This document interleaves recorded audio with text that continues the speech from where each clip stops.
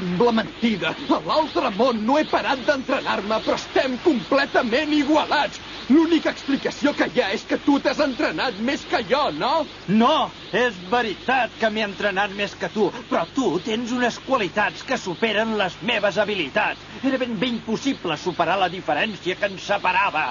Ho he vist ben clar, molt clar, quan t'observava durant el combat contra el monstre que ens ha enviat en Babidi.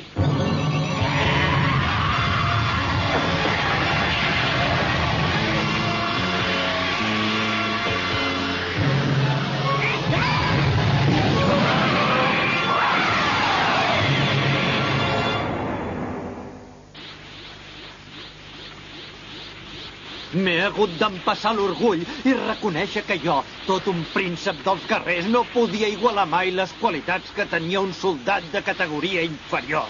Aleshores sí que ho he vist clar. No pot ser! O sigui que és veritat! T'has deixat dominar per la màgia d'en Babidi. Sí, aleshores he pensat en aquells dos súbdits d'en Babidi que participaven en el torneig d'arts marcials.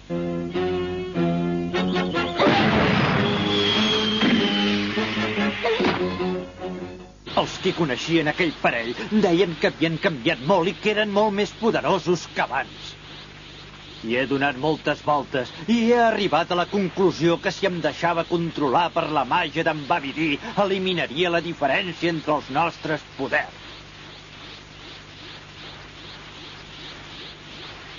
I mira'm ara, que carot!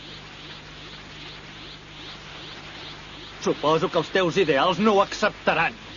Vegeta, com pot ser que tu, amb tot el teu orgull, t'hagis deixat dominar per un paio tan repugnant? Jo només volia tornar a ser com abans. Volia tornar a ser com abans! Com abans! Volia tornar a ser el guerrer cruel i fred que era abans i derrotar-te! No ho entens? Volia tornar a ser com era abans! No aguantava com m'estava tornant. Sense gairebé adonar-me'n, sota la teva influència, anava canviant de manera de ser. No em desagradava la idea de tenir una família.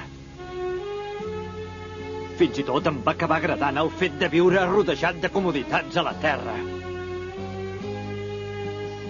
Ho veus? Per això m'he deixat dominar per en Babidi i he tornat a ser ben dur.